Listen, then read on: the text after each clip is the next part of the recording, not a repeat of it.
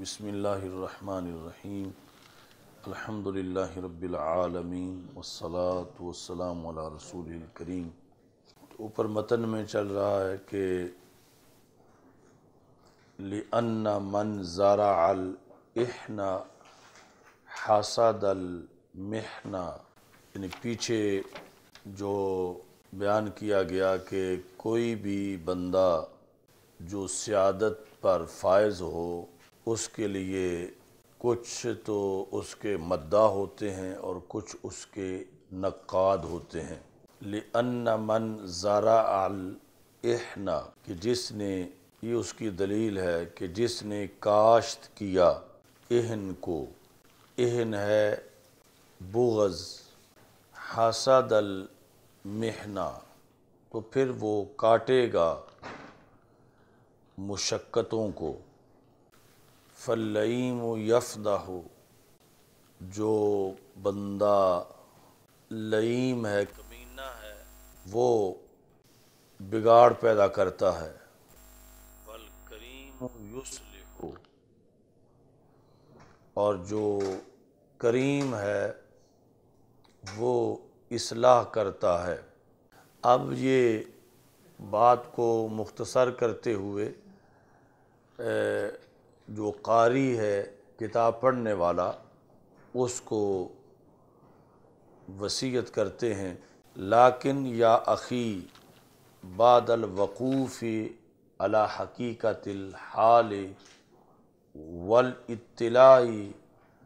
علی ما حررہ المتاخرون، آگے المتاخرین کا تذکرہ ہے کہ لیکن اے میرے بھائی، حقیقت حال پر مطلع ہونے کے بعد، اور دوسرے نمبر پر جو متاخرین نے اپنی کتابوں میں لکھا ہے اس پر مطلع ہونے کے بعد تم یہ نتیجہ نکالو گے، یعنی اس کتاب کو کتنا تم نے مفید پایا ہے۔ باقی درمیان میں متاخرین کا ذکر کیا۔ یہ عام جو ہے وہ ضرورت پڑتی ہے کہ متقدمین کون سے ہیں اور متاخرین کون سے ہیں۔ انہوں نے یہاں پر متاخرین جو ہیں ان کی ایک لسٹ جاری کی، کا صاحب البحر، جس طرح کے صاحب البحر والنہر ہیں۔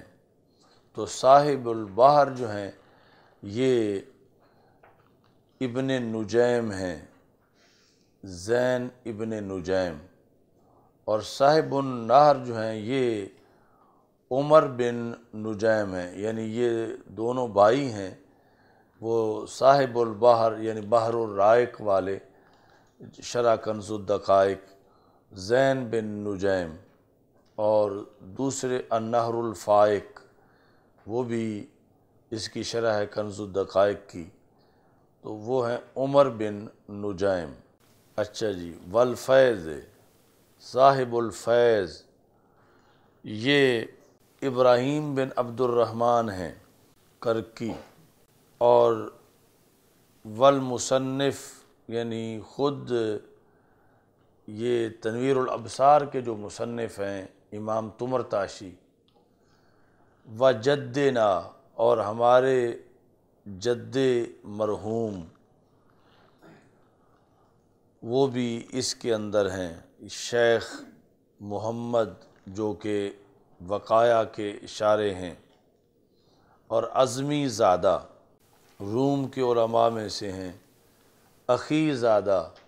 جو کہ دولت عثمانیہ کے اندر اہم منصب پر فائز تھے، اور عبد الحلیم بن محمد ان کا نام ہے، سعدی آفندی، جن کو سعدی چلپی بھی کہتے ہیں، ذیلی،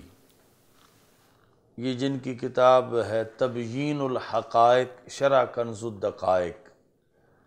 امام ذیلی، فخر الدین ذیلی، ایسے ہی نصب الرایہ فی تخریج احادیث الہدایہ،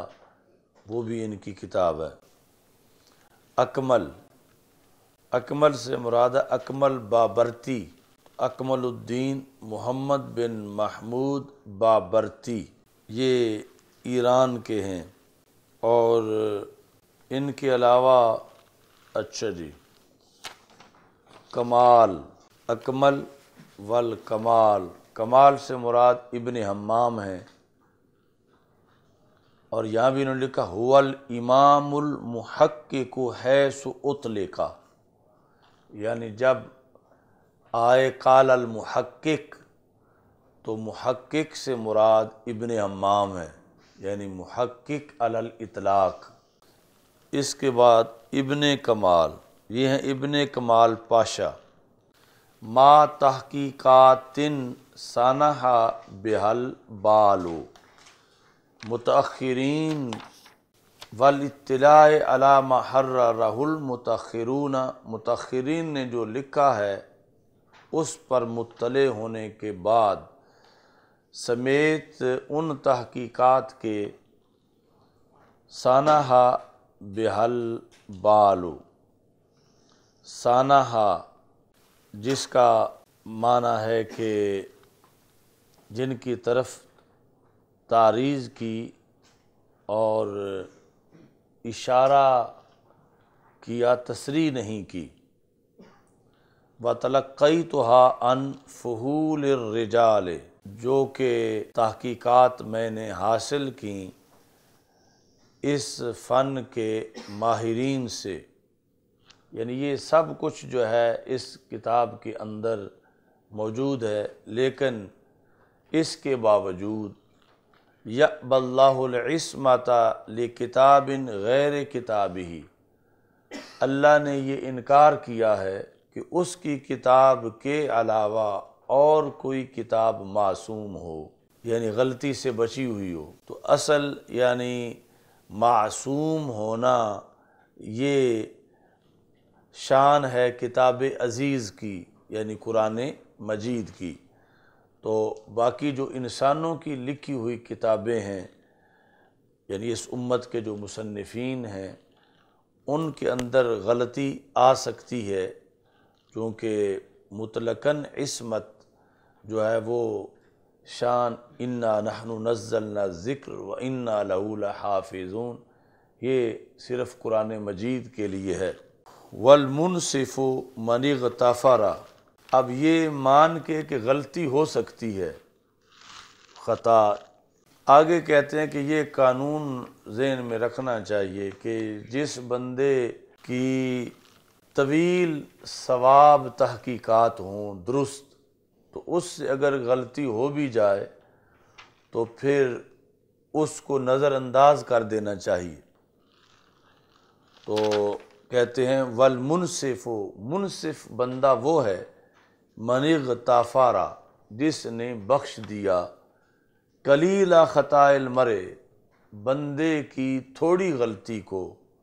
فی کثیر ثوابہ، اس کے کثیر درست فیصلوں کے اندر یا درست تحریروں کے اندر جو قلیل غلطی ہو گئی اس کو بخش دینا یہ منصف کا کام ہے۔ وَمَعَ هَذَا، اس سب کچھ کے باوجود، یعنی اس سے مراد چاشی میں لکھا ہے ما ہواہ من التحریرات والتحقیقات، کہ اس در مختار کے اندر جس قدر بھی تحریریں ہیں، تحقیقات ہیں، اس سب کے باوجود فمن اتقن کتابی ھذا، جس بندے نے میری یہ کتاب پختہ طریقے سے حاصل کر لی، فہو الفقیہ، تو پھر وہ بندہ فقیہ ماہر ہے۔ ومن ظافر بما فیہ، جو بندہ اس کتاب کے اندر جتنے خزانے ہیں وہ خزانے اس نے حاصل کرنے میں کامیاب ہو گیا، تو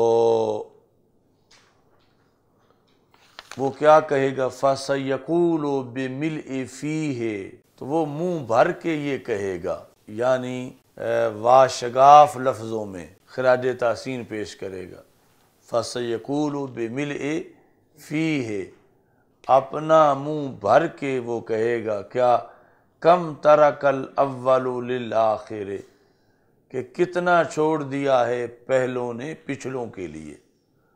یعنی الفضل للمتقدم تو ہے، لیکن اس کے باوجود یعنی نبوت کا دروازہ بند ہوا ہے، امامت یا علم حکمت کا دروازہ بند نہیں ہوا۔ تو پہلے بڑے بڑے ائمہ گزرے ہیں، تو میری کتاب دیکھ کے پڑھنے والا یہ ضرور کہے گا کہ سارا کچھ پہلے ہی نہیں لے گئے، کوئی پہلے پچھلوں کے لیے بھی چھوڑ گئے ہیں۔ تو اس بنیاد پر یہ اگرچہ آئے بعد میں ہیں امام حسکفی صاحب در مختار، لیکن ان کے حصے کا بھی رب نے رکھا ہوا تھا، تو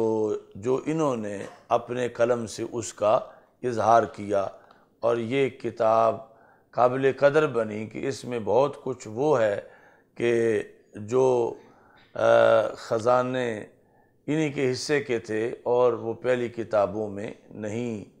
تفصیلاً ذکر کیے گئے۔ تو اصل یہ فیض ہے قرآن مجید کا۔ تو ایک قول ہے، یعنی حلیۃ الاولیاء کے اندر اللہ تعالیٰ کا فرمان ہے کہ مَثَلُ کتاب احمد بین الکتب کَوِعَاءٍ فیہ لبن کلما مخدتہ اخرجت زبدۃ، یعنی یہ اللہ تعالیٰ نے حضرت موسیٰ علیہ السلام سے کہا کہ مَثَلُ کتاب احمد بین الکتب،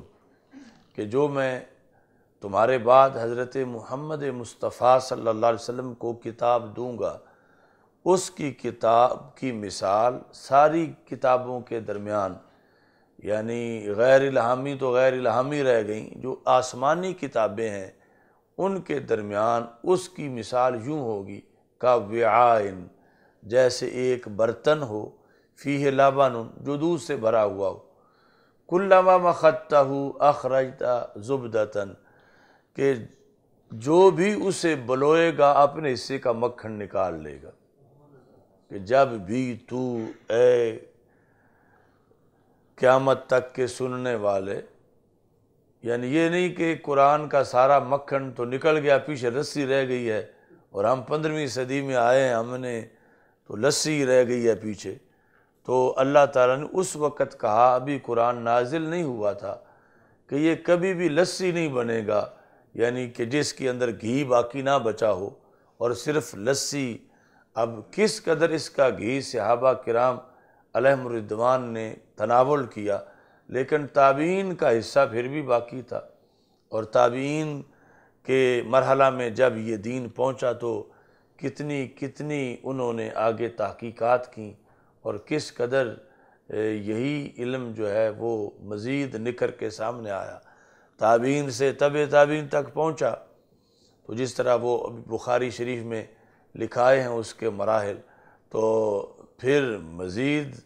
یہ نہیں کہ ان کے لیے اب کچھ نہیں بچا تھا، پہلے سارے کھا گئے ہیں۔ اب آگے جو ہے یعنی صحابہ نے کمال درجے کا فیض حاصل کیا، لیکن امام ابو حنیفہ تو پھر بھی امامت پا ہی گئے بعد میں، اگرچہ صحابی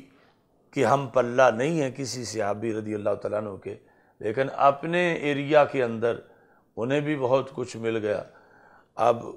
امام بخاری بعد میں آئے تو انہیں اپنے زمانے میں مل گیا،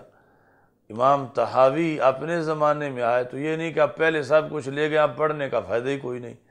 کہ انہیں اپنے زمانے میں ملا۔ اس طرح حضرت مجدد الفسانی اپنے عہد میں کمال حاصل کر گئے تو اعلیٰ حضرت کا حصہ ابھی بچا ہوا تھا۔ تو اس طرح یہ نہیں قرآن کی شان ہے کہ اس سے کسی کو مایوس نہیں ہونا چاہیے کہ اتنے ہزاروں امام گزر گئے ہیں، محدث، مفسر، فقیہ، اب ہم کیا کریں گے، ہمیں کیا ملے گا؟ تو یہ ایسا دودھ ہے کہ جو بھی اس کو رڑکتا ہے، بلوتا ہے، اسے مکھن مل جاتا ہے اپنے حصے کا۔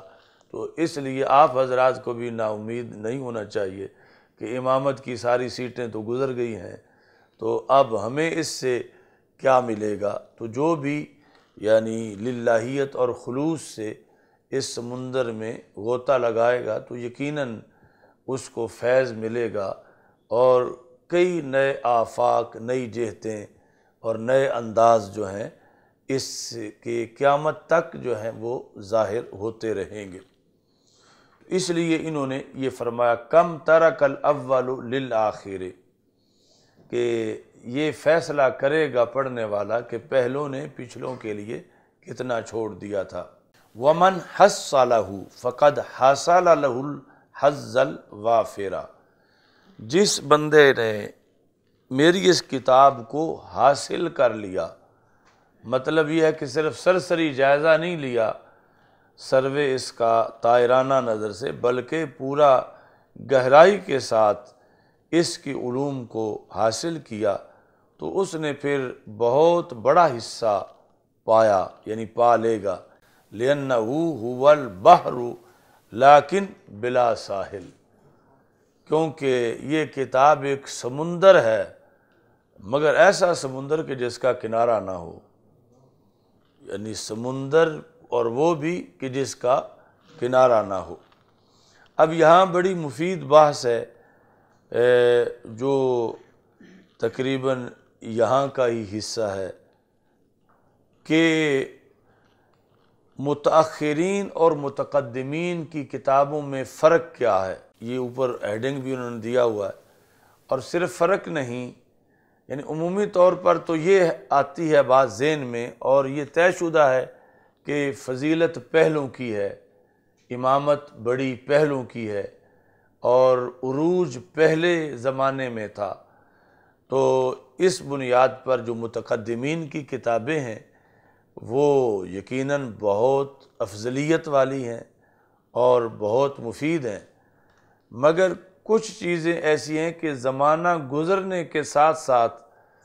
خود ان کی افادیت ظاہر ہوتی ہے یا ضرورت اس وقت پڑتی ہے۔ اس بنیاد پر یعنی بعد والے افضل نہیں ہیں، لیکن وقت ایسا آیا کہ انہوں نے ایسے کام کی ضرورت کو محسوس کیا کہ متأخرین کی کتابیں بعض وجوہ میں متقدمین کی کتابوں پر فضیلت رکھتی ہیں، انہوں نے وہ فضیلت کی وجوہ بیان کی، یہ مانتے ہوئے کہ افضل وہی ہیں، لیکن یہ ایک وقت کی ضرورت تھی کہ جس کے پیش نظر جب وہ ضرورت پہلوں کے زمانے میں تھی نہیں، ضرورت ہی پیش آئی ہے بعد والوں کے زمانے میں، تو اس ضرورت کو پھر پورا انہوں نے اچھے طریقے سے کیا۔ تو آج ہم بعد والے جس وقت وہ متقدمین اور متاخرین دونوں کی کتابوں کو پڑھتے ہیں تو ہمارے لیے یعنی ہماری جو نئی ضرورت ہے اس کے پیش نظر پھر متاخرین کی کتابیں زیادہ مفید ثابت ہوتی ہیں، لیکن پھر بھی یہ کہتے ہیں کل بحر یسقیہ السحاب وما لہ فضل علیہ لأنہ من مائہ، یہ شعر لکھ کے کہتے ہیں کہ یہ متاخرین نے جو کچھ پایا آخر پایا تو متقدمین سے ہی ہے، تو ان کی فضیلت یوں ہی ہے کہ جس طرح سمندر پر بارش برس رہی ہو تو اس بارش کا کوئی کمال نہیں، کیونکہ وہ پانی تو سمندر سے ہی اڑ کے آیا تھا آبی بخارات کی شکل میں، اور پھر بادل بنے تھے اور پھر بارش ہو گئی، تو آخر تو تھا تو سمندر کا ہی، اور واپس پھر جو ہے وہ سمندر کی طرف لوٹا۔ تو اب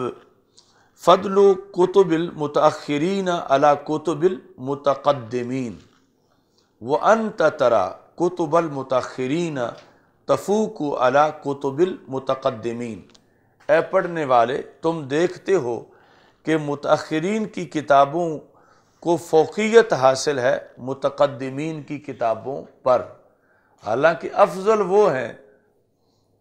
اور کتابیں بھی ان کی افضل ہیں، لیکن پھر بھی ان کو فوقیت حاصل ہے کس کس بات میں؟ فی الضبط والاختصار وجزالۃ الالفاظ وجمع المسائل، چار باتوں میں متاخرین کی کتابوں کو متقدمین کی کتابوں پر فوقیت حاصل ہے۔ وہ 4 باتیں یہ ہیں کہ ضبط کے لحاظ سے، یعنی ایک ہے نا کہ ایک مسئلہ 2 گھنٹے میں بیان کیا جائے، اور دوسرا یہ ہے کہ اس کو جامع الفاظ میں آدھے گھنٹے میں اس کا خلاصہ بیان کر دیا جائے۔ تو متقدمین کا زمانہ اور تھا، اس وقت کے حالات جو تھے اور ضرورت جو تھی وہ تھا تفصیل کا، یعنی زمانہ کے کچھ باتیں جو بعد والوں کے لحاظ سے اب زائد محسوس ہوتی تھیں،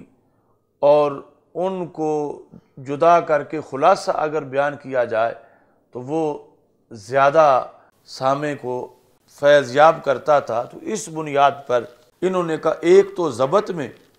دوسرا اختصار میں، تیسرا جچے تلے الفاظ کے لحاظ سے و جزالت الفاظ، و چوتھا کہ جمع المسائل، مسائل کا مجموعہ زیادہ ہے، زیادہ مسائل کا حل موجود ہے ان میں متاخرین کی کتابوں میں، کہ صدیاں گزرنے سے مرور زمانہ سے مسائل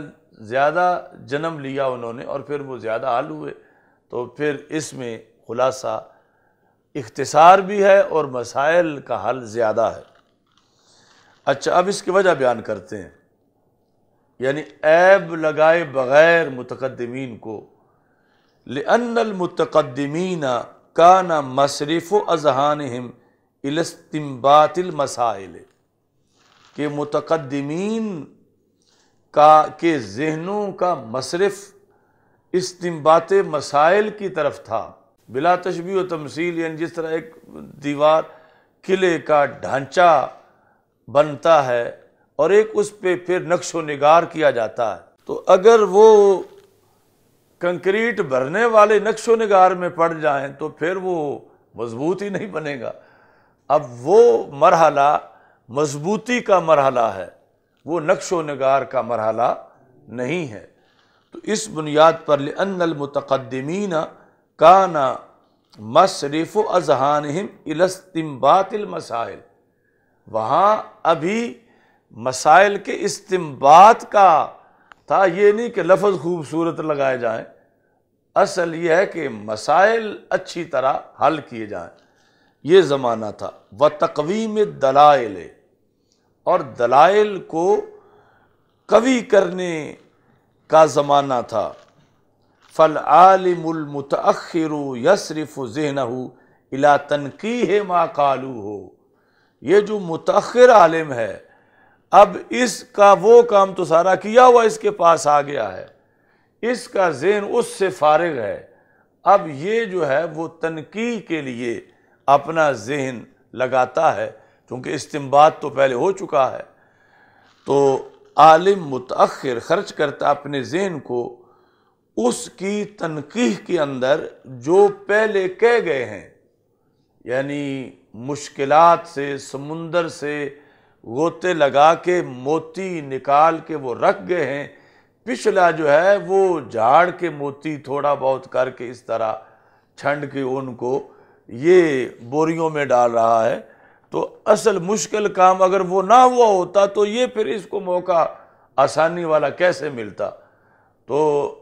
اب اس نے آ کر یہ کیا الی تنقیح ما قالوہ، جو انہوں نے کہا تھا اس کی تنقیح کے اندر انہوں نے پھر اپنا ذہن خرچ کیا۔ وتبیین ما اجملوہ، اور جو متقدمین نے مجمل باتیں چھوڑی تھیں کہ اس وقت ان کی تفصیل کی ابھی ضرورت ہی نہیں تھی، تو انہوں نے پھر ان باتوں کو بیان کیا جو متقدمین نے مجمل چھوڑی تھیں کہ اس وقت ابھی ضرورت نہیں تھی، یعنی وہ سبق ابھی اس وقت کا تھا نہیں۔ مثال کے طور پر بلا تشبیہ و تمثیل کہ ایک ہے یعنی یہ جو صرف کے قوانین ہیں ناقص کے، ان کو لگا کے پھر آگے صرف صغیر اور کبیر مکمل بنانا، ایک ہے پہلے سال والوں کو ابھی صرف جو ہے وہ اجوف کی مثال قالا بتانا اور ناقص کی مثال دعا بتانا، یعنی صرف صغیر کبیر کی وضاحت کی طرف نہ جانا، تو اب اس وقت ابھی اس کو ضرورت نہیں اس چیز کی، کیونکہ وہ ابھی اتنی تفصیلات کو سامنے اس وقت اگر رکھے جب اس کو بھی پتہ ہی نہیں کہ ماضی کے کل صیغے کتنے ہوتے ہیں، مضارع کے صیغے کتنے ہوتے ہیں، یعنی یہ آسان باتیں بھی اس کو پتہ ہی نہیں، اور اس کو اتنے آگے جو تفصیلی مسائل میں لگا دیا جائے تو اس کے لیے مشکل ہوگی۔ تو اب جس نے اس وقت صرف قالا یا دعا پڑھا دیا اور ساتھ صرف صغیر اس کی پوری نہیں پکوائی، تو یہ پتہ نہیں کہ لازم نہیں آتا کہ اسے آتی نہیں تھی، اس نے مخاطب کا دھیان رکھا کہ ابھی اس کے لیے اتنا ہی کافی ہے۔ تو حالات جس طرح کے تھے تو متقدمین نے مجمل رکھا بہت سی چیزوں کو، تفصیل وہ بھی کر سکتے تھے مگر اس وقت ابھی ضرورت نہیں تھی، اور آگے جب مرور زمانہ کے ساتھ ضرورت پڑ رہی تھی تو پھر متاخرین نے اس مجمل کا بیان کیا۔ اب ظاہر ہے کہ جب بیان ہوگا تو مزید بعد والوں کو تو وہ بیان اچھا لگے گا اور مجمل سے زیادہ وہ پسند آئے گی، لیکن اصل جس طرح ڈھانچہ ہو تو پھر اس پہ لش پش ہو سکتی ہے، ڈھانچہ ہی نہ ہو تو پھر کیسے ہو۔ تو اس بنیاد پر یہ جو متاخرین ہیں انہوں نے بیان کیا ما اجملو ہو، جو متقدمین نے مجمل چھوڑا تھا، وتقیید ما اطلقو ہو، اور جو متقدمین نے مطلق چھوڑا تھا انہوں نے اس کو مقید کیا، یعنی اس کی حدود بیان کی، ان احکام کی وقت کی ضرورت کے پیش نظر۔ وَجَمْعِ مَا فَرَّقُوهُ ہو، اور جو انہوں نے جدا جدا خزانے رکھے ہوئے تھے انہوں نے ان کو جمع کیا۔ مثال کے طور پر ایک ٹرک جو ہے وہ کسی کا سامان اٹھا کے جا رہا ہے اور وہ چاہتا ہے کہ میں اپنے سامان کو اس سے اتاروں، اور وہ کھڑا نہیں ہو رہا تو تیزی سے یہ اتارتا ہے، یا پیچھے آہستہ آہستہ وہ چل رہا ہے، جس طرح کہ یہ گنے کھینچتے ہیں ٹرالیوں سے، تو بلا تشبیہ و تمثیل، اس لیے پہلے وہ مثال دی ٹرک والی کہ اپنا سامان جو ہے، تو اب وہ کھینچتے وقت جو ہے یہ ہے کہ کوئی دائیں پھینک رہا ہے، کوئی بائیں پھینک رہا ہے، یعنی اس وقت مقصد اگلے سے کوئی موقع گزر رہا ہے، ورنہ وہ چلا جائے گا کہ جتنا حاصل کر سکتے ہیں وہ جیسے بھی پھینکیں، دائیں پھینکیں یا بائیں، وہ حاصل کریں، اصل یہ مقصد ہے۔ اس کے بعد ہے کہ اسے محفوظ کر کے رکھنا، اس کو سنبھالنا، سمیٹنا۔ تو اس واسطے متاخرین تو سمندر سے غوطے لگا لگا کے موتی نکال نکال کے پھینکتے جا رہے تھے کہ یہ وقت گزر گیا تو بعد والوں کے لیے تو ڈبکی لگانا ہی بڑا مشکل ہوگا۔ تو اب وہ موتی جو ہے بلا ترتیب پڑے ہوئے تھے، تو متاخرین نے پھر ان کو ترتیب دینا شروع کر دیا اور سنبھال کے رکھنا شروع کر دیا۔ تو یہ یعنی وقت کی ایک ضرورت تھی، نہ یہ کہ ان کا کام بڑا ہے، کام تو پہلوں کا ہی بڑا ہے، لیکن ضرورت اب یہ تھی کہ اب وہ ساری جو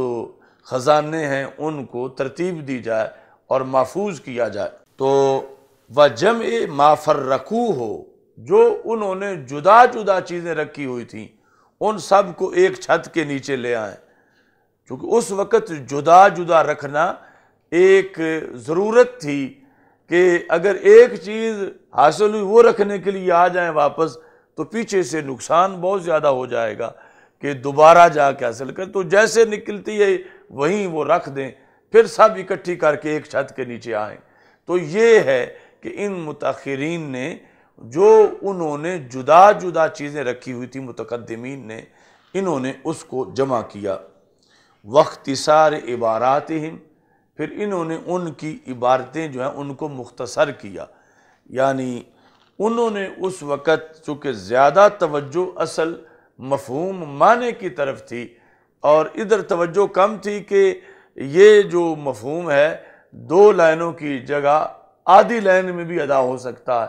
تو پچھلوں نے اس پر پھر کام کیا کہ جو لمبی عبارتیں تھیں، جہاں چھوٹی عبارت میں بھی مسئلہ حل ہو سکتا تھا تو ان کو مختصر کیا۔ وَبِيَانِ مَسْتَقَرَّ عَلَيْهِ الْأَمْرُ مِنْ اخْتِلَافَاتِهِمْ، تو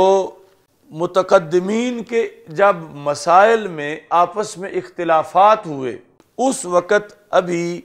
پروسیس سے چیز گزر رہی تھی، اور اب متقدمین کا زمانہ گزرنے کے بعد اب وہ صورت آ چکی تھی کہ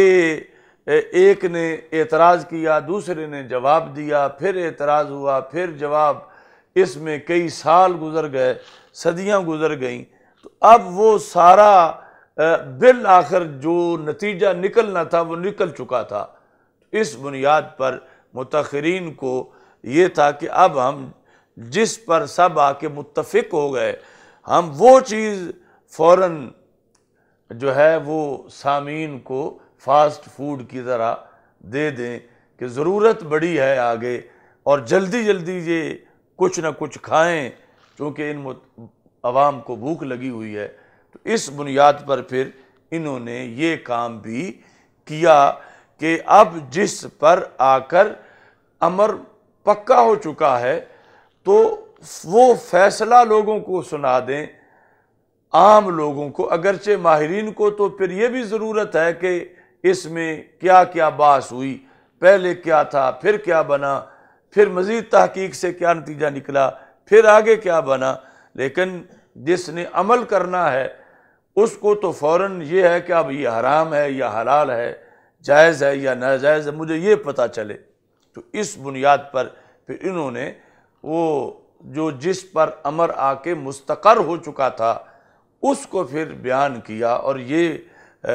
بڑا فائدے کا کام تھا کہ اتنے لمبے چوڑے اختلافات کے بعد کا جو رزلٹ تھا وہ اگر اختلافات مثلا بیان ہوتے ہیں 4 ہفتے میں اور وہ رزلٹ 15 منٹ میں بیان ہو جاتا ہے، تو اس میں بعد والوں کے لیے تو اس میں فائدہ تھا کہ وہ 15 منٹ کا خلاصہ ان کو دے دیا جائے۔ تو یہ ہے واختصار عباراتہم و بیان مستقر علیہ الامر من اختلافاتہم، ان کے اختلافات کے بعد، یعنی اختلاف، یہ اختلاف امتی رحمتن، کہ جس میں بیٹھے ہیں محققین اور ہمت لڑا رہے ہیں کہ جو بھی آیت آتی ہے اس مسئلے کے مطابق، جو حدیث آتی ہے، جو خلفائے راشدین کے فیصلے معلوم ہے کسی کو، جو صحابہ رضی اللہ تعالیٰ عنہم کے فیصلے ہیں، جو تابعین کے اقوال ہیں، یہ سارے بیٹھ کے یعنی اس پر، یعنی جو اصل فن تھا مناظرہ کا کہ توجہ المتخاصمین فی النسبت اظہار للصواب، اس کے پیش نظر کہ کوئی بھی پہلو خوابیدہ اور پوشیدہ نہ رہ جائے، ہر دلیل اپنی طرف سے کوشش کر کے پیش کی جائے۔ تو یہ مرحلہ اختلاف کا گزر چکا تھا کہ ایک دوسرے کی بات سے مطمئن ہوا، دوسرا تیسرے کی بات سے مطمئن ہوا، اور محض علمی طور پر بحث ہو رہی تھی۔ تو اب نتیجہ جو نکلا، تو اس نتیجے کو انہوں نے پھر امر چونکہ مستقر ہو چکا تھا، اب پیچھے کوئی کسر نہیں رہ گئی تھی کہ کوئی ایسی آیت ہو کہ جو انہیں پتہ نہیں چلی بعد والے کو پتہ چلی، یا کوئی ایسی حدیث ہو جو ان سارے ماہرین اور حفاظ حدیث کے پاس تو نہیں تھی، اب اچانک رونما ہوئی، تو ایسا تو ہے نہیں۔ تو اب وہ مرحلہ گزر چکا تھا، نتیجہ ثابت ہو چکا تھا، تو اس بنیاد پر انہوں نے وہ نتیجہ اپنی کتابوں میں لکھا۔ تو اس بنیاد پر متاخرین کی کتابیں مزید متاخرین کے لیے جو بعد والے ہیں ان کو زیادہ اچھی لگنے لگیں کہ اس میں تھوڑے ورقے پڑھنے سے زیادہ معلومات جو ہیں وہ ہمیں حاصل ہو جاتی ہیں۔ اچھا جی، فہوا، اب انہوں نے مثال دے کے سمجھایا، کماشطۃ عروس، کتنی جامع مثال ہے، رباہا اہلہا حتی صلحت للزواج، تزینہا وتعرضہا علی الازواج وعلی کل فالفضل للأوائل۔ تو کا معاشیتات عروسن، جس طرح دلہن کا بناؤ سنگھار کرنے والی عورت ہے، یعنی دلہن کو کنگھی پھیرنے والی، مراد یعنی یہ آج کے جو ناجائز بیوٹی پارلر ہیں، یعنی اس سے ہٹ کر کہ جب دلہن کو رخصت کیا جاتا ہے تو شرعی طور پر یعنی اس کے لیے جو تیاری ہے، تو ایک ہے اس عروس کے لیے ماشطہ کا کردار، دوسرا اس جس کی عمر مثلا 25 سال ہے تو 25 سال جس نے اس کو کھانا کھلایا، اس عروس کو، اس کے والدین جنہوں نے اس کے کپڑوں کی ضرورت پوری کی، جنہوں نے 25 سال تک، یعنی اگر وہ رہتی بھوکی تو آج بناؤ سنگھار کیا کام کرتا، یعنی آج جو ماشطہ اس کو، یا ماشطہ کی جگہ یہ جو کاشتہ ہے بیوٹی پارلر والی، کہ یہ اس کا سمجھا جا رہا ہے کہ اس نے بڑی اچھی دلہن تیار کی، تو وہ 25 سال تک جنہوں نے خون پسینے کی کمائی سے اسے کھلایا، پروان چڑھایا اور ساری ضرورتیں پوری کیں، اصل تو ان کا کردار ہے۔ تو متاخرین یوں ہیں جیسے دلہن کے والدین اور ان کی محنتیں، ان کی مشقتیں، ان کی ایک ایک دن اور ایک ایک رات کی اس کے لیے جو نگرانی تھی اور حفاظت تھی اور اس کی تربیت اور تعلیم اور اس کی غذائیت، یہ ساری چیزیں تھیں۔ یہ ماشطہ تو اب آئی ہے چند گھنٹوں کے لیے، تو یعنی یہ مثال دے رہے ہیں کہ دلہن کو تیار کرنے والی جو بیوٹی پارلر والی ہے،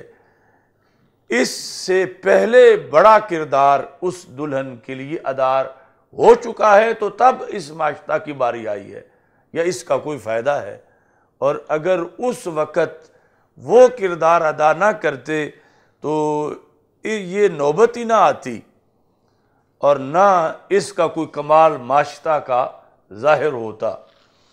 تو کہتے ہیں کماشطات عروسن، عروس جو ہے وہ دلہن دولہا دونوں کے لیے بولا جاتا ہے۔ رباہا اہلہا، پالا تو اس کو اس کے اہل نے، یہ بیوٹی پارلر والی نے نہیں پالا اس کو، پالا اس کو اس کے اہل نے، حتی صلحت للزواج، یہاں تک کہ وہ زواج کے قابل ہوئی۔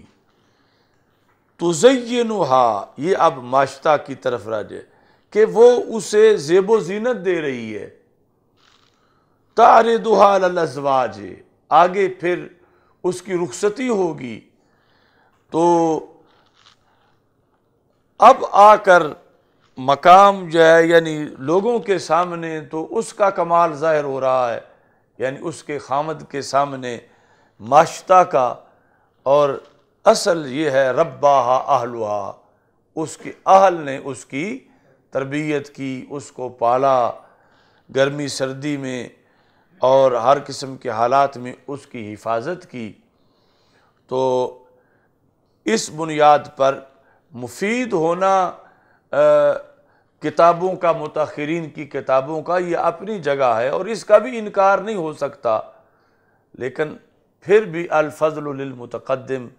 انہوں نے کہا کہ وَعَلَىٰ كُلٍّ فَالْفَضْلُ لِلْأَوَائِلِ، فضل پہلوں کے لیے ہی ہے، فضیلت پہلوں کے لیے ہی ہے۔ کما قال القائل، جس طرح کے قائل نے کہا، کالبحر یسقیہ السحاب وما لہ، یعنی ہر اس موقع پر کہ جہاں کوئی فرع اصل کو نواز رہی ہے بظاہر، تو اصل میں فیض وہ اصل کا ہی ہے، فرع کا نہیں ہے، یعنی اصل فیض جڑ کا ہے، ٹہنی کا نہیں ہے۔ لیکن آنکھوں کے سامنے تو ٹہنی ہی سرسبز و شاداب ہے، آنکھوں کے سامنے تو پھول ٹہنی پہ ہی لگے ہوئے ہیں، اور آنکھوں کے سامنے تو خراج تحسین ٹہنی کو ہی پیش کیا جا رہا ہے، اور جڑ تو ہے ہی چھپی ہوئی، نظر ہی نہیں آ رہی۔ اور قصیدے ٹہنی کے پڑھے جا رہے ہیں اور جڑ کا کسی کو پتہ ہی نہیں کہ اس بیچاری نے کتنی مشکل سے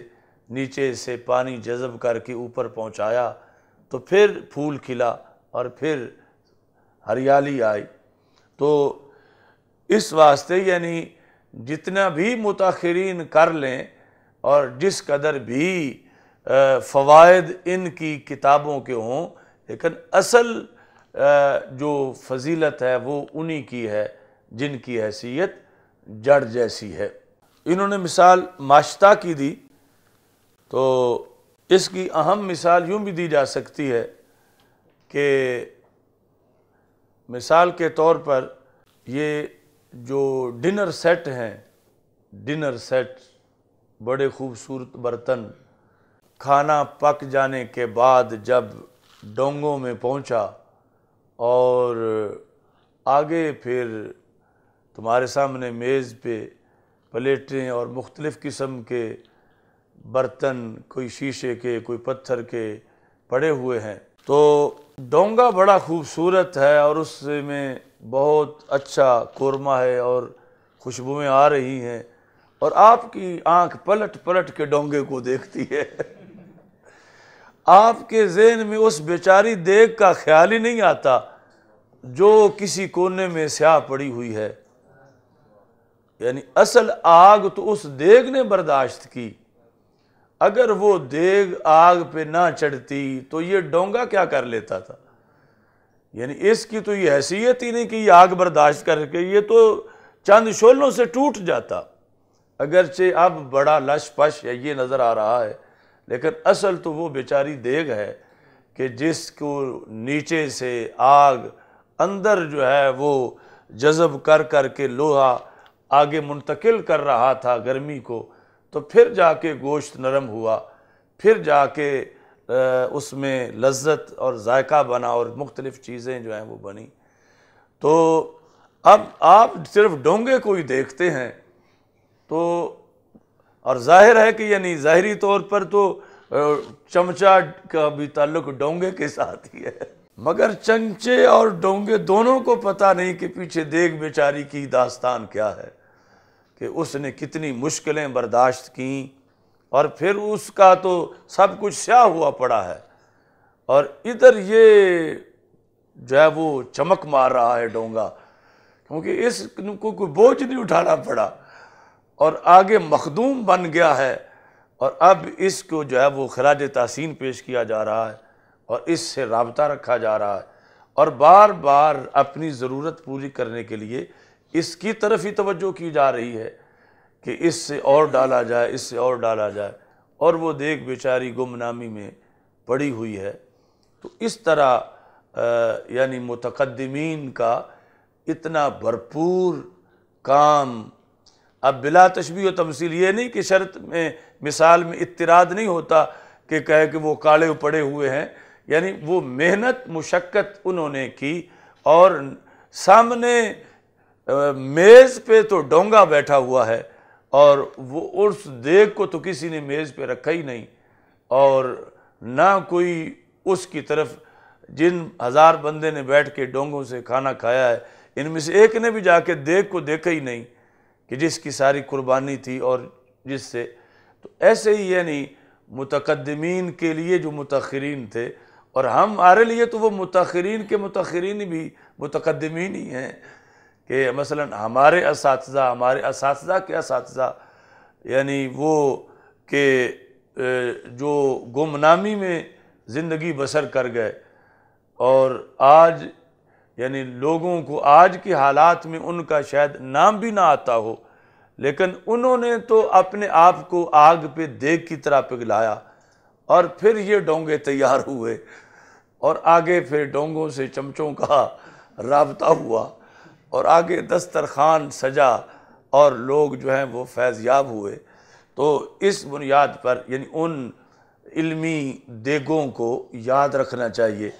اور ان کا کردار ذہن میں رکھنا چاہیے کہ انہوں نے کتنی مشکل برداشت کی، اور کیسے حالات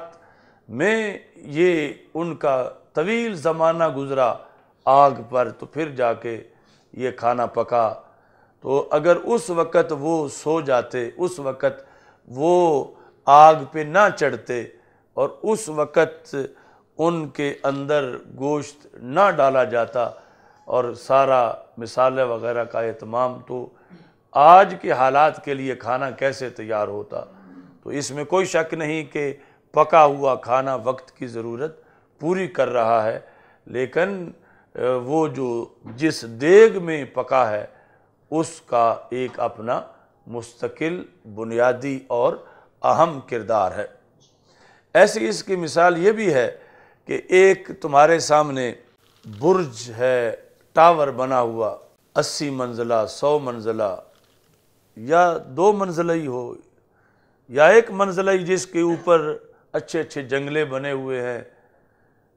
بڑی خوبصورت بالکونیاں، یہ وہ سب آپ دیکھتے ہیں تو اش کر اٹھتے ہیں کہ کتنا اچھا ڈیزائن ہے کوٹھی کا، کتنا خوبصورت جو ہے اس پہ ٹائل لگی ہوئی ہے، اور کس قدر اس پر جو ہے وہ مینہ کاری ہے، شیشے کا کام ہے۔ لیکن یہ سارا محل جن اینٹوں پر کھڑا ہے وہ تو بیچاری نیچے دبی ہوئی ہیں، یعنی ان کو نہ کسی نے پالش کیا ہے، ان کی نہ کسی نے تصویر بنائی ہے، اور ان پہ نہ کوئی نقش و نگار ہے، اور ان پر ٹھہر کر نہ کسی کی نظریں رک گئی ہیں کہ کمال اینٹیں ہیں، وہ تو ہیں ہی دبی ہوئی نیچے، لیکن بوجھ سارا انہوں نے ہی سنبھالا ہے۔ اگر اس مرتبے پر کوئی چیز نیچے نہ ہوتی تو یہ دیوار کہاں کھڑی ہوتی، اوپر اس کی چھت کیسے پڑتی، اوپر اس کے جنگلے کیسے بنتے، یا کئی منزلہ کیسے بنتی۔ تو اس بنیاد پر یعنی اصل وہ لوگ ہیں جو بنیادوں میں دب چکے ہیں اور انہوں نے سارے بوجھ اٹھائے ہیں، اور پھر آج کے جنگلے اور بنگلے جو ہیں وہ نظر آ رہے ہیں، جو ٹی وی پہ آئیں، جو نیٹ پہ آئیں، جن کی فلمیں بنیں، جن کی تشہیر ہو، جن کو لوگ خراج تحسین پیش کریں۔ تو اصل خراج تحسین ان اینٹوں کا ہے جو بنیادوں میں موجود ہیں اور تھکی نہیں ہیں، آج بھی بوجھ اٹھائے ہوئے ہیں، اور ان پر آج کی عمارت کا سارا دار و مدار ہے۔ اگر وہ اس وقت بوجھ اٹھانے سے کترا جاتی یا یہ کہتی کہ ہماری بھی تشہیر چاہیے، ہمیں بھی کسی شو کیس میں رکھو، یہ نیچے جو ہے وہ نہ لگاؤ، کوئی اور آ کے نیچے لگے، تو پھر کس طرح یہ سلسلہ قائم ہوتا۔ تو ان لوگوں نے اپنے عہد میں اپنے اپنے لحاظ سے قربانیاں دیں اور اپنی اپنی جہت میں متقدمین بنے، تو آج ہم ہیں، اور ہمیں پھر کہیں اینٹ بننا پڑے گا تو تب جا کے اگلے جنگلے بنیں گے۔ اور اگر جو ہے وہ مثلاً یہ دور ہے کہ نیچے تو کچھ بنیادیں بن گئی ہیں، اوپر دیواریں ہیں، اور ایک عہد گزرا کہ ارد گرد ساری زمین ہی اونچی ہو گئی ہے، اب اس کے اندر بھرتی ڈالنی پڑے گی، یہ مکان گہرا ہو گیا ہے، تو اب یہ سارا نیچے دبے گا تو پھر اس کے اوپر جو ہے کچھ نظر آئے گا اور کچھ بنے گا۔ تو اس طرح بھی پھر زمانہ آ جاتا ہے کہ پھر آ کے یہ جنگلے بنگلے جو ہیں ان کو پھر وہ کردار ادا کرنا پڑتا ہے بنیاد کی اینٹوں والا، تاکہ آگے پھر جو مزید حالات ایسے آگے ہیں، اب یہ نہیں کہ وہ ضائع ہو چکے ہیں، یعنی فکری طور پر یہ ہے کہ جس طرح ارد گرد جب ساری آبادی اونچی ہو جاتی ہے تو درمیان میں جو پرانا گھر جو ہے وہ بڑا گہرا ہو جاتا ہے کہ اب اس میں آ کے پانی کھڑا ہو جاتا ہے، اب وہ استفادہ صحیح نہیں ہو سکتا، تو پھر وہاں پھر ایک مزید مرحلہ آ جاتا ہے دباؤ کا کہ ان کو بھی اب دبا دو، اب اس کے اوپر جو ہے وہ پھر اور جو ہے لوگوں کے سامنے ان کی افادہ کے لیے، استفادہ کے لیے سلسلہ چلے گا۔ تو یہ ایک متاخرین متقدمین کا تعلق ہے۔ تو فضیلت پہلوں کی ہے، کل بحر یسقیہ السحاب وما لہ فضل علیہ لأنہ من مائہ، کہ آسمان کے نیچے بادل برس رہا ہے، پانی گر رہا ہے، اور کوئی کہے کہ یہ سمندر جو ہے اس کا کیا ہے، پانی تو بادل سے آ رہا ہے، تو یہ تو وصول کر رہا ہے، اصل دینے والا تو بادل ہے، یہ تو خود لینے والا ہے۔ تو شاعر کہتا ہے کہ نہیں، اس بادل کی فضیلت اس سمندر پر نہیں۔ کیوں؟ اگرچہ آج یہ برس رہا ہے، لیکن کل یہ بنا تب تھا جب سمندر سے ہی پانی اوپر گیا تھا آبی بخارات کی شکل میں، تو تب بادل بنا تھا۔ تو اصل فضیلت سمندر کی ہی ہے کہ جس کا پانی اوپر گیا اور پھر اس کو یہ شان ملی کہ وہ برسنے لگا اور نیچے آ رہا ہے اور ضرورت پوری کر رہا ہے۔ اچھا جی، اب اس میں انہوں نے یہ کہا لیکن بلا ساحل، کہ یہ سمندر ہے مگر ساحل کے بغیر، کنارے کے بغیر۔ ووابل القطر غیر انہ متواصل، یہ بارش کی پھوار ہے، ہاں یہ ہے مسلسل۔ ویسے تو آتی ہے نا پھوار، ایک بار جو ساون کا بادل ہے تو پھوار آتی ہے پھر رک جاتی ہے، پھر ایک بار تیز آ جاتا ہے پھر رک جاتا ہے۔ تو یہ کہتے ہیں کہ یہ پھوار میں تسلسل بھی ہے، یہ رکتی نہیں، یہ ایسی پھوار ہے علم کی کہ جس کے اندر تواصل ہے اور انقطاع نہیں ہے۔ باقی یہ متقدمین اور متاخرین یہ ویسے تو اضافی چیزیں ہیں، یعنی ہم سے جو 5 صدی پہلے ہیں اب ہمارے لیے تو وہ متقدمین ہی ہیں، لیکن ویسے ان کو متاخرین شمار کیا جائے گا۔ تو بہرحال اس کی جامع ڈیفینیشن تو بہت مشکل ہے کہ کس کو متقدمین کہا جائے اور کس کو متاخرین کہا جائے، لیکن پھر بھی اس کی ہم کل ایک لکھوائیں گے کہ کہاں تک کہ فقہا کو متقدمین کہا جائے گا اور کہاں کے جو وہ ہیں جن کو متاخرین کہا جائے گا، اور اس طرح پھر آگے فتوے کے اندر بھی ان کے متقدمین متاخرین ہونے کا احتمال ہوگا۔ یہ دیکھ لو، لیکن بلا ساحل، الساحل ریف البحر، یعنی سمندر کے کناروں کے ساتھ جو سبزہ اگا ہوتا ہے یا درخت یا دیہاتی ایریا، ریف البحر وشاطئہ، کنارہ، مقلوب لأن الماء ساحلہ، ساحل کو ساحل کیوں کہتے ہیں کہ ساحلہ کا معنی ہوتا ہے چھیلنا، کہ سمندر کا پانی لگ لگ کے اس کو چھیلتا ہے، تو اس بنیاد پر وہ پلٹا ہوا ہوتا ہے، اس کو ساحل کہتے ہیں۔ تو وکان القیاس مسحولا، قیاس یہ ہے کہ جس کو چھیلا گیا ہے تو پھر اس کو ساحل تو ہے چھیلنے والا، تو اسے کہنا چاہیے مسحول، جس کو چھیلا گیا ہے۔ تو یہ پھر یعنی کچھ الفاظ ایسے ہیں کہ جن کے اندر جوار کی بنیاد پر، قرب کی بنیاد پر جو ہے وہ تبدیلی آ جاتی ہے کہ ساحل کو مسحول کہہ دیتے ہیں، مسحول کو ساحل کہہ دیتے ہیں۔ اچھا جی، وَإِذَا كَانَ لَا سَاحِلَ لَهُ فَهُوَ فِي غَايَةِ الاتساع، تو جب سمندر کا ساحل ہی نہ ہو تو پھر وہ بہت زیادہ کھلا ہوتا ہے۔ تو اس بنیاد پر جو ہے یہ پھر کمال کا ذکر ہے، یہ نہیں کہ کوئی کہا جائے یہ سمندر اچھا ہے اس کے تو کنارے ہی نہیں، پھر ناقص سمندر ہے،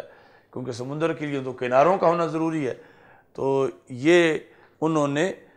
عیب بیان نہیں کیا بلکہ کمال بیان کیا کہ سمندر میں کمال ہے وسعت، اور جب کنارے ہوں تو پھر اتنی وسعت نہیں ہوتی جتنی تب ہوتی ہے جب کنارے نہ ہوں۔ تو اس واسطے بحر لا ساحل لہ، کہ ایسا سمندر کے جس کا کوئی ساحل نہ ہو۔ اچھا جی، ایسے ہی پھر وابل جو ہے تیز موسلادھار برسنے والی بارش، اس میں کمال ہے، لیکن انقطاع ایک عیب ہے، اور جب متواصل ہوگا تو پھر وہ عیب بھی موجود نہیں ہے۔ الحمدللہ رب العالمین والعاقبۃ للمتقین والصلاۃ والسلام علی رسولہ الکریم۔ استغفر اللہ لا الہ الا اللہ وحدہ لا شریک لہ لہ الملک وَلَهُ الْحَمْدُ وَهُوَ عَلَى كُلِّ شَيْءٍ قَدِيرٌ اللهم إنا نعوذ بك من زوال نعمتك وتحول عافيتك وفجاءة نقمتك وجميع سخطك اللهم اشف مرضانا اللهم انزل الرحمة والبركة على قبورهم وصلى الله تعالى على حبيب سيدنا محمد توحید و رسالت